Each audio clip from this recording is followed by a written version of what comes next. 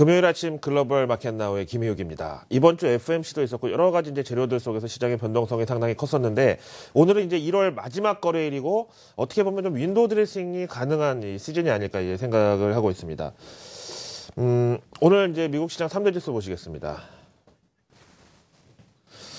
정확하게 그러니까 24시간 만에 1월 FMC에 대한 결과에 대해서 재평가가 이루어진 셈이고요. 어제 같은 경우는 FMC 결과 하락을 했지만 오늘은 다시 다우지수가 200포인트대 상승을 했습니다.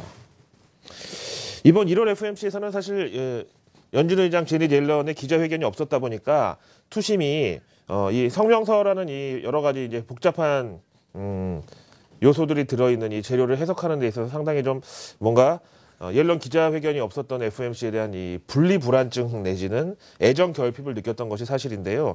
오늘 다우지수 하루 동안의 그림 보시면은요, 뭐 미국에서 이렇게 특별히 좋을 만한 이슈는 이제 없었고 실업수당이 급감을 했지만 요거는 이제 연준 매파들의 먹잇감이 될 수 있다는 이런 좀 역설적인 해석을 불러오면서 호재를 작용을 하지 못했고요. 하지만 오후장 들어서 두 번, 세 번의 레벨업이 나오면서 순식간에 17,500선까지 근접하는 구간이 있죠. 저기에서 과연 무슨 일이 있었느냐.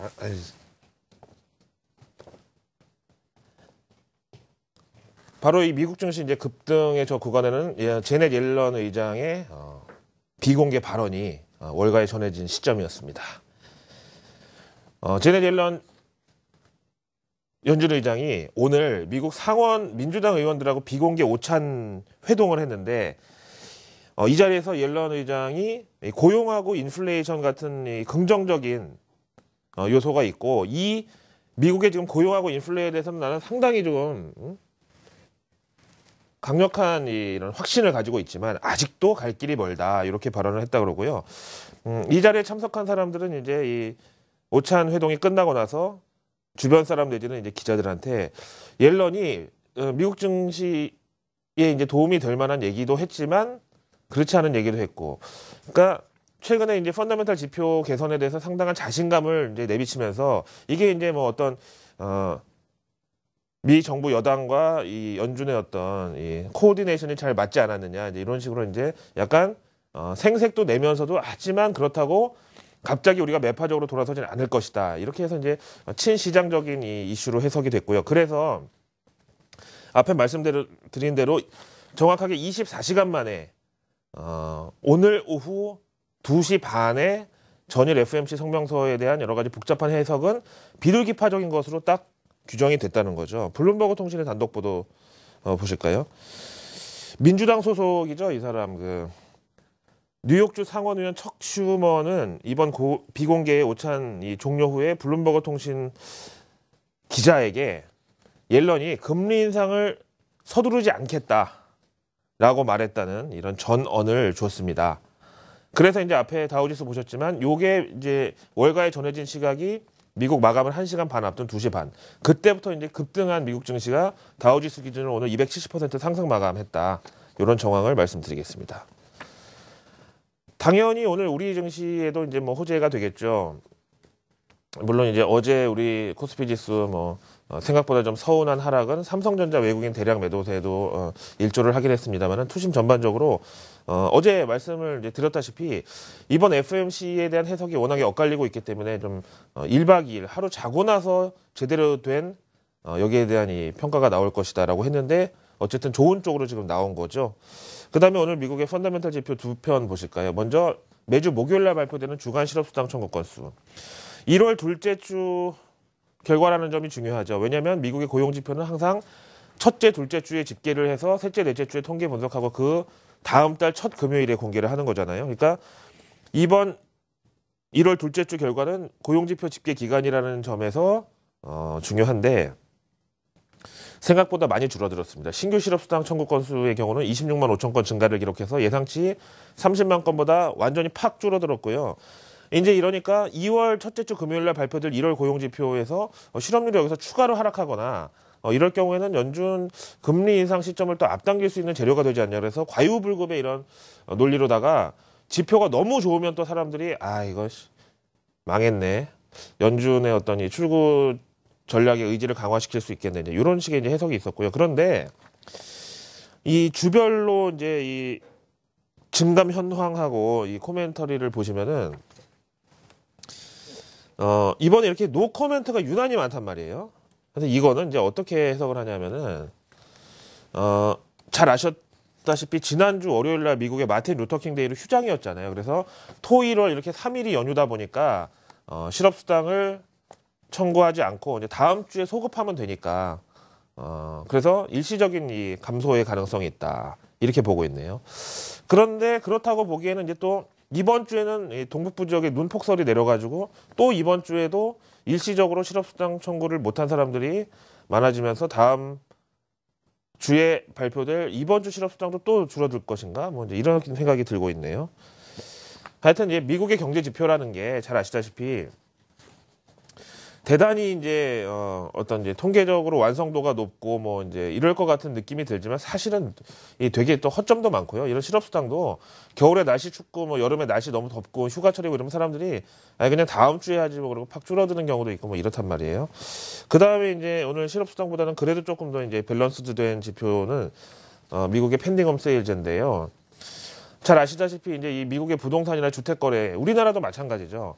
이게 집 이사 가고 집 사고 그러는데 뭐 마트 가서 무슨 껌 사듯이 하는 게 아니라 이사 날짜를 이제 서로 조율해가지고 우리 집 빼는 날짜 맞추고 다음에 새로 가는 집에 집주인하고 또 얘기해서 뭐 전세금 대출이 있으면 이쪽 거 끄고 저쪽 거 새로 신규 대출 신청하고 뭐 이렇게 해가지고 날짜를 다 맞추는 거잖아요. 그래서 이제 뭐 한두 달이 걸린다고 쳤을 때 그렇게 아직 등기가 돌아가지는 않았지만 현재 계약 진행 중에 있는 이 주택 매매를 펜딩홈 세일즈라고 하는데 이게 12월 달에 3.7% 급감을 해서 예상치 0.5% 정도 증가했을 것이라는 것보다는 훨씬 더 실망스러웠고요. 물론 우리나라의 경우도 뭐 12월이 이사철 비수기이기는 하지만 이제 또 미국 대학도 이때 이제 합격자 발표가 이제 있는 시즌이란 말이에요. 근데 자녀가 뭐 동부에서 서부에 있는 학교로 갔다는데 그러면 이제 좀 이런 학생들 그리고 또 연말에 인사 이동이 좀 있으면 그런 주재원들 이런 수요도 있긴 있는데 그래서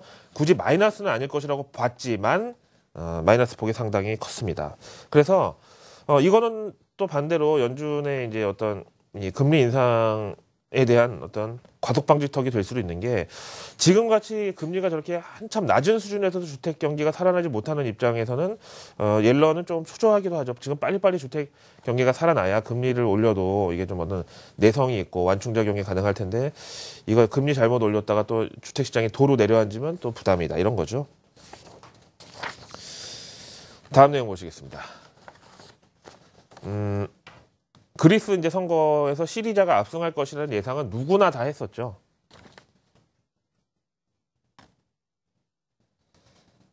아니 시리자가 이제 진다고 생각한 사람 없었고 시리자가 진짜로 이겼고 그리스 이제 이 과반 의석을 시리자가 차지했는데 예? 그 다음에 이제 독일하고 어떻게 될 것이냐에 대해서 사람들이 이제 관심이 많았잖아요.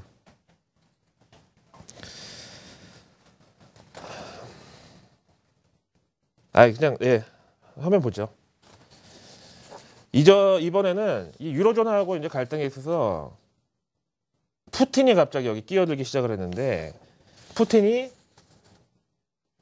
그리스야 그 유로존에서 그 트로이카가 구제자금 줬다고 자꾸 뭐 개혁하라고 괴롭히고 막 혹세 무민의 이런 이 정책을 막 강요하고 있는데 우리가 루브라 구제자금을 줄 테니까 우리하고 손잡자 이런 제안을 해서 오늘 사람들을 깜짝 놀라켰는데요.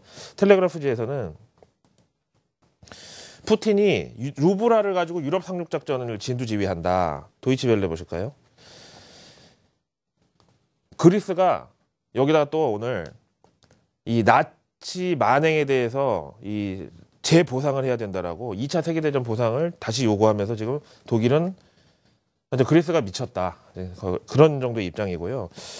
오늘 그릭 리포터 보시면은 치프라스의 오늘 첫 공식 발언이 나치 만행을 경로한다. 여기 독일은 패닉에 빠졌다. 아주 자랑스럽게 이 자식들 뭐 돈 가지고 말이야 치사하게 이러더니 우리가 가만히 있을 줄 아냐 이렇게 나가는데 지금 이게 잘못하면 진짜 큰 싸움이 한번 나긴 날 것 같아요. 물론 이제 그랬을 때 어떻게 하면 출혈을 가장 줄이면서도 이 합리적인 해법을 찾느냐가 중요한데 지금 러시아가 저렇게 뭐 달러 패권에 도전한다고 중국하고 손잡고 뭐 이라크, 이란하고 뭐 손잡고 그다음에 이제 유로존에 치고 들어가서 저렇게 빚이 많아가지고 불만이 많은 사람들 자극해가지고 그리스 뭐 몇 국가 있죠 몇 개, 키프로스 막 이런데 이럴 경우에 이게 이제 큰 패가 갈릴 수가 있다. 그다음에 이제 어제 상해지수 급락이 또 우리나라 우후장에 부담을 줬던 것이 사실인데요. 오늘 알리바바가 물론 실적 부진의 영향도 있습니다만 장중에 한 10% 넘게 급락을 했었고요. 그나마 좀 만회를 했다는 게 이제 8.9%인데 요것도 사실은 이제 중국 당국의 증권사 뭐 신용 규제 뭐 이제 이런 거하고 좀 비슷하게 오늘 약간 좀 부담을 줄 수가 있고 알리바바의 과연 실적만 갖고 10%대를 저게 하락할 일이냐.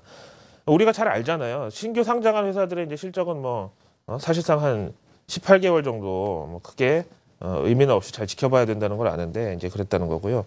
그다음에 이제 오늘 조금 반가운 거는 미 10년물 국채 금리가 조금 올랐다는 거.